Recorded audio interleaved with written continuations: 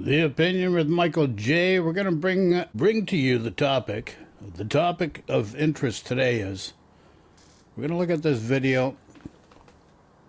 ABC, which is Australian Broadcasting Corporation, publicly funded corporation.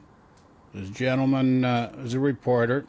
Makes perfect sense, providing you're open to listening to both sides of the coin, without judgment, without partisan judgment, and why it's so important to have a publicly funded news source in 2025, and why it is more important now and going forward. Independent conservative partisan influencers, as well as the conservative parties, which includes the UCP, and their followers, they want to defund public broadcasters like the ABC and CBC in Canada.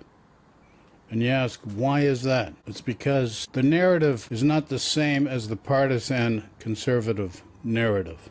It goes against their way of thinking. And if they can eliminate that, they'll eliminate it. They don't care what purpose it may serve to the general public. It's all they care about is what serves their interests alone. Full stop. So, the question is, we're going to say, why is that? Well, so that the minority can exert their will on the majority, which is dangerous for democracy. Full stop. Now, I've shut off comments, and the reason why I've shut off comments is because most commenters really do not add to the conversation.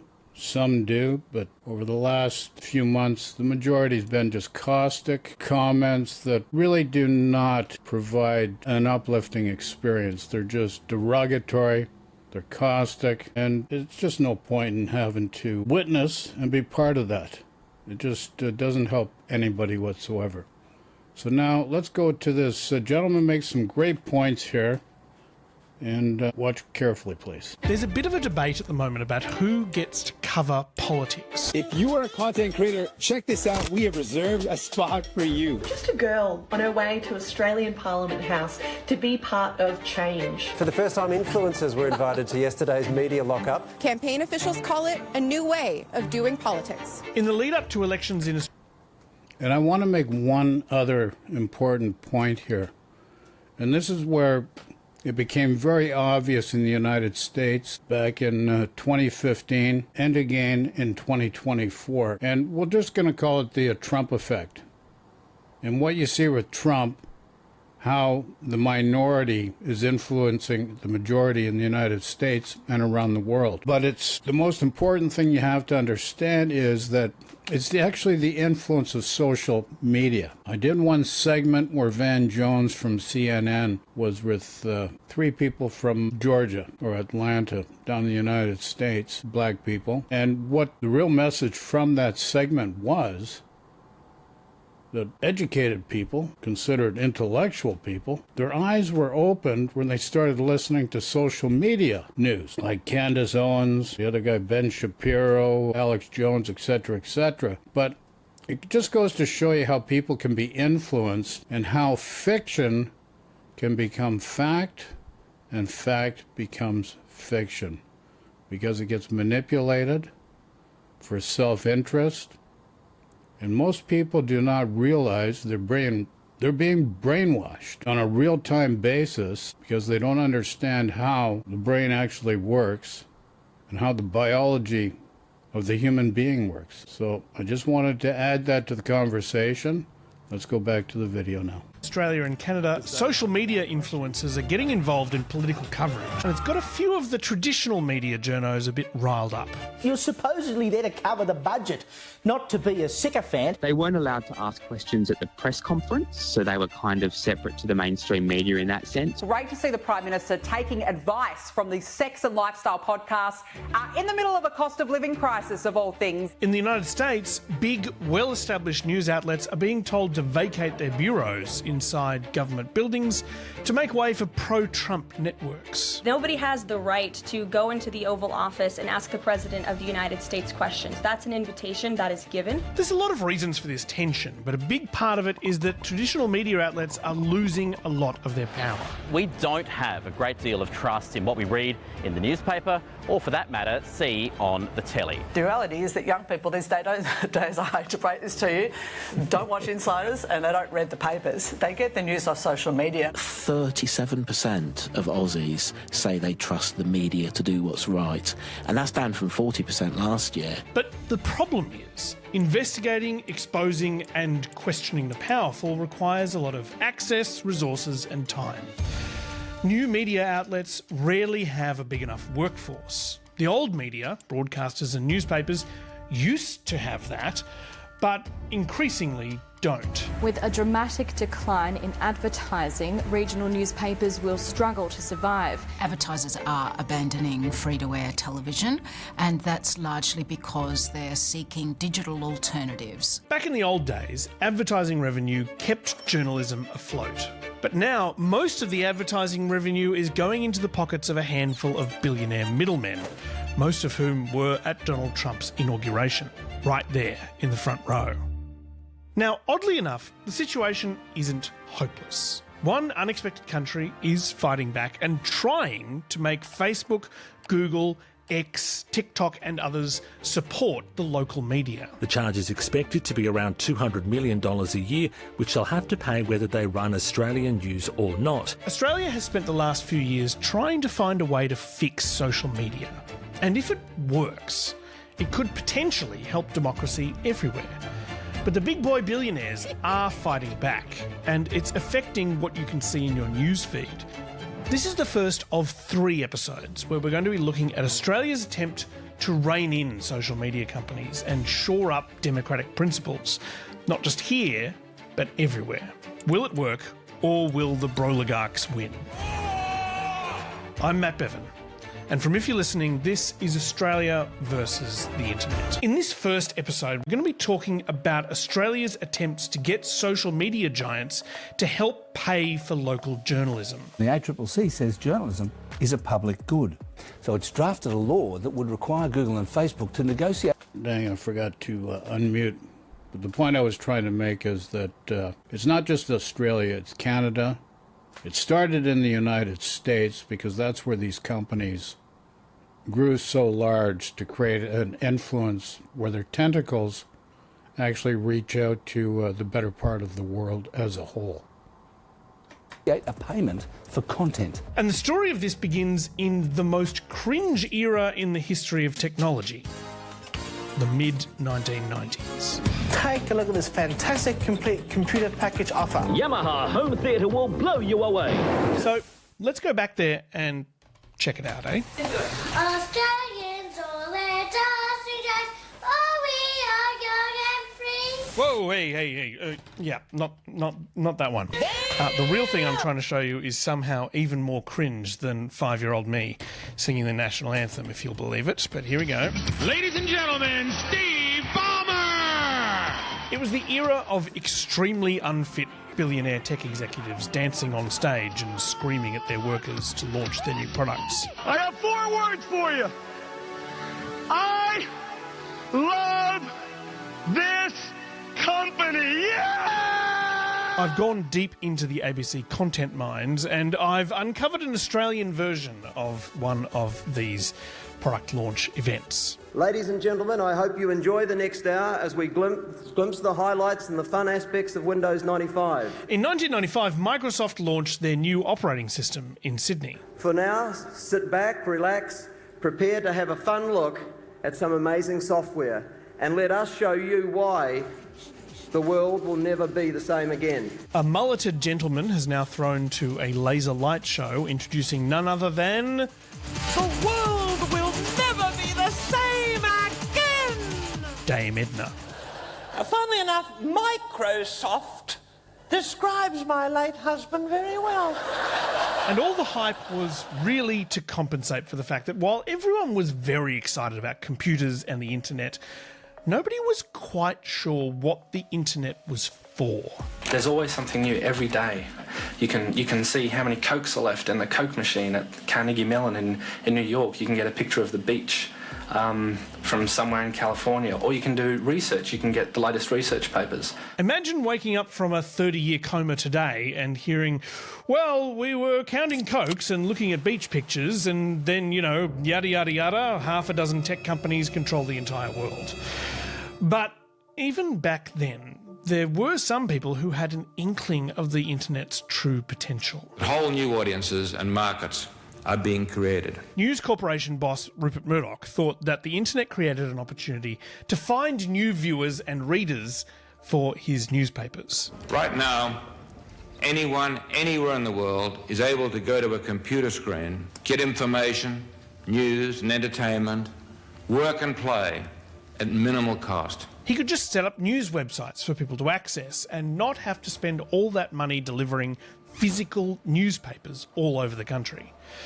But Rupert Murdoch was missing something crucial.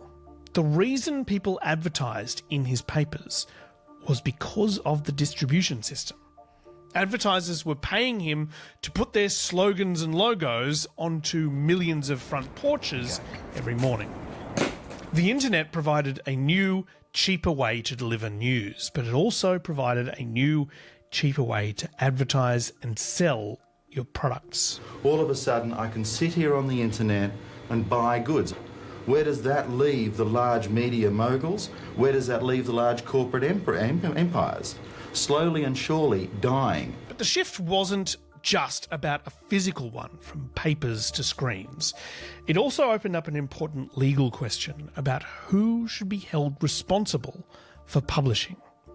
And this legal question was answered with a single online ad in 1995.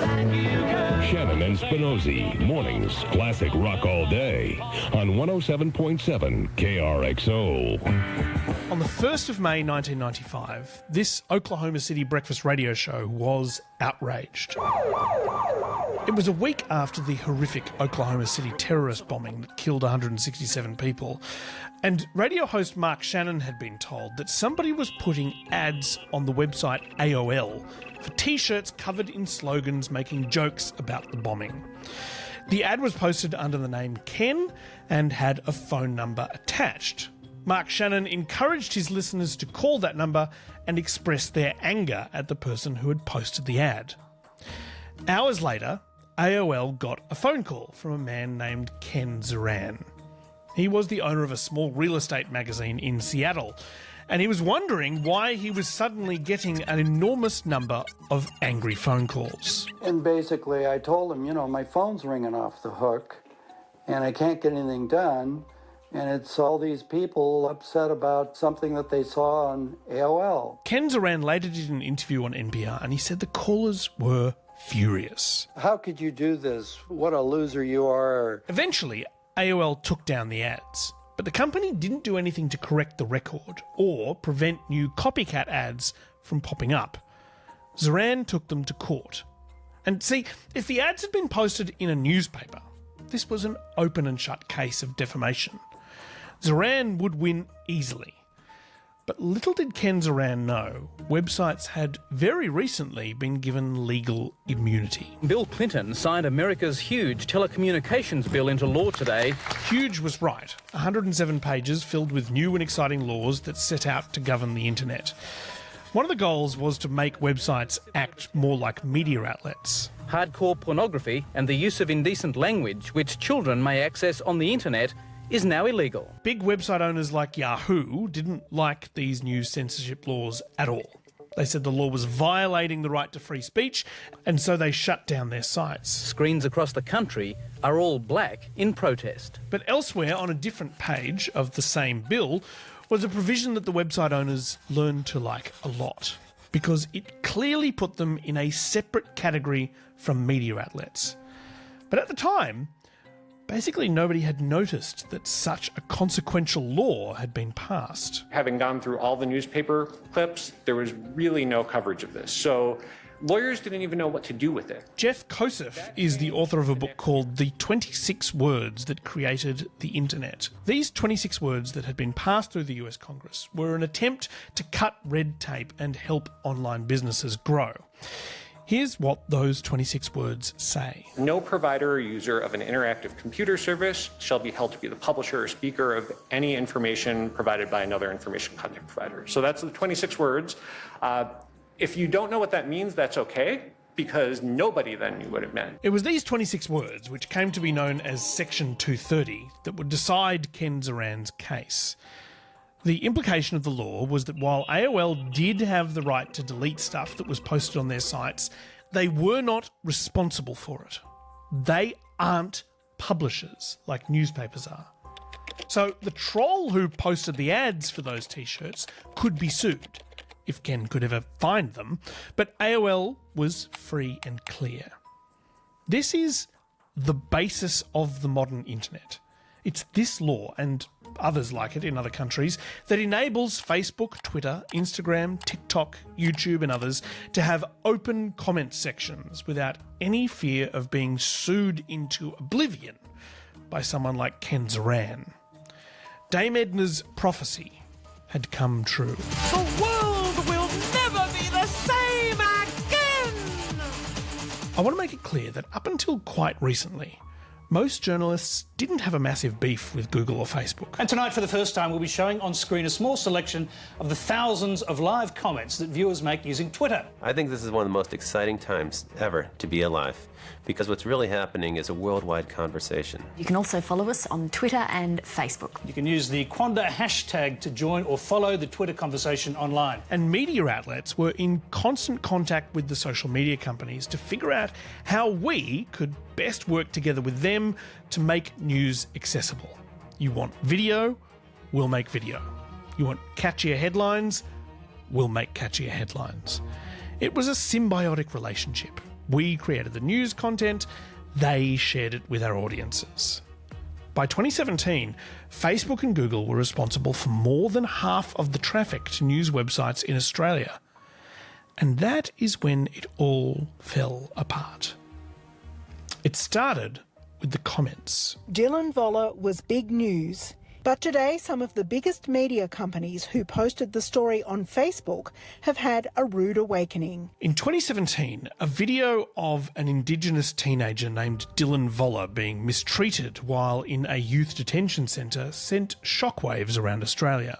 Images of his treatment shown on the ABC's Four Corners program prompted a royal commission into youth detention in the Northern Territory. When the news was posted on Facebook, users started posting defamatory slurs against Dylan Voller. Now, Section 230 and laws like it prevent Dylan Voller from suing Facebook. But what about the news outlets that had posted the story online and invited people to comment?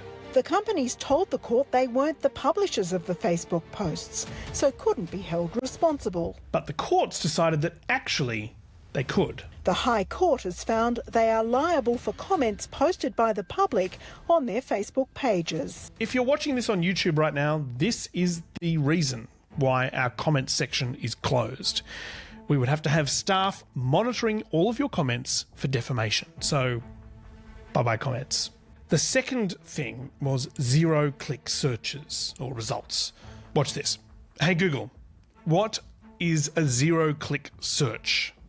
On the website verbolia.com, they say, what are zero-click searches? The term zero-click results refers to any result that Google shows you without sending you to a specific website. For example, if you search for the age of your favorite celebrity, Google will present you with the answer without you having to click on a website. See, somebody wrote an article about the idea of zero-click searches, and I just got the key fact from the article without clicking on it. Google took the information from the news article and served it up to me with 0 clicks. Which is great for Google because they get the ad revenue, not so great for the journalist who actually wrote the original article though. By 2021, 65% of Google searches were 0-click searches. Google was using news content to answer people's questions and keeping all the ad revenue to themselves. So the Australian government decided to do something about it. The federal government devised world-first legislation to make big tech companies pay for news content to safeguard public interest journalism. The law basically said big tech had to negotiate deals with Australian news outlets or they'd be sorry. And because Google and Facebook are serious companies run by level-headed, reasonable adults, they came to the table and they flipped it. If this version of the code were to become law, it would give us no real choice but to stop making Google search available in Australia. Australian media companies are united, and the Prime Minister is on their side. We don't respond to threats. Was this an overreaction from them? Maybe. But the concern was that this would set a precedent. For Google and Facebook, it's a challenge to their global dominance, given other countries could adopt Australia's rules. It turns out that threat wasn't idle. This morning, Facebook closed down links to Australian news pages, including the ABC, Nine Media and News Corporation. News was banned from Australian Facebook feeds for a whole week, in which time the world had a very vibrant debate about whether or not this law was actually a good idea. We need a vibrant public interest, investigative, free journalism ecosystem in this country. This legislation is pure protectionism out of the brain of Rupert Murdoch to try to create a tax on his competitors. Google and Facebook are being asked to do something they really don't want to do, which is pay for something they now get for free. Eventually, a compromise was reached. Google and Facebook struck 3-year deals with Australian media outlets, injecting more than $200 million into the sector. It was great because it meant that new journalists could be employed and existing journalists had some job security. New ABC podcast has since found... That is what happened to me. That money kept me in a job through 2022, as my position was funded by what everyone at the ABC called the Google money. Everyone seemed to have accepted the new system. But then, another government tried to follow the Australian precedent. We recently passed legislation that says, Facebook, if you're going to be sharing news or work done by Canadian journalists or local news, you have to make sure they're compensated for it fairly. That's former Canadian Prime Minister Justin Trudeau copying Australia's homework. But this time around, Facebook in particular was not having it at all. Facebook is blocking news from its sites. This was 2 years ago. There has been no news in Canadian Facebook and Instagram feeds ever since. By 2024, the deals struck in Australia were due for renewal. Google signed on, but... Facebook, or Meta as it's now known, has chosen to walk away. No deal. Not here or anywhere. Facebook decided it was no longer interested in putting news in your so-called newsfeed. The number of people using Facebook News in Australia and the US has dropped by over 80% last year. Facebook has clearly decided it no longer wants to be in the news business. It's just too expensive. Meanwhile, X, the dearly departed Twitter, has basically done the same thing, deprioritising news links. And this is really quite bad. Largely because Australia and Canada both have upcoming federal elections in this brave new newsless world. Thank you very much. And we've never seen elections like it. The only political content in Facebook feeds is political advertising and politicians talking to influencers. There is very little traditional news. Meanwhile, the Australian government is trying to find another way to make Facebook pay for journalism anyway, with some kind of a tax. But guess what? US tech companies are urging the Trump administration to target Australia. As Donald Trump announced tariffs on Australia, the broligarchs, who were sitting in the front row of his inauguration, brought these annoying little laws to his attention. What they are asking is for them to pressure the Australian government to change these regulations. Cool. I think that the chances of broad multinational regulation of big tech companies is pretty unlikely in the short term. Donald Trump is unlikely to back it. And to be honest, even the Democrats might have taken the tech giant's side. But this effort by Australia and Canada is worth keeping an eye on. A strong argument can be made that in the coming 4 years at least, having a well-funded media is going to be pretty important. So there you go. Hope that was enlightening, but this is why it's very, very important. Because a lot of people are getting their news that's just strictly fiction and buying into it and creating brush fires by spreading it to their local followers just to create a narrative that's false and serves no one.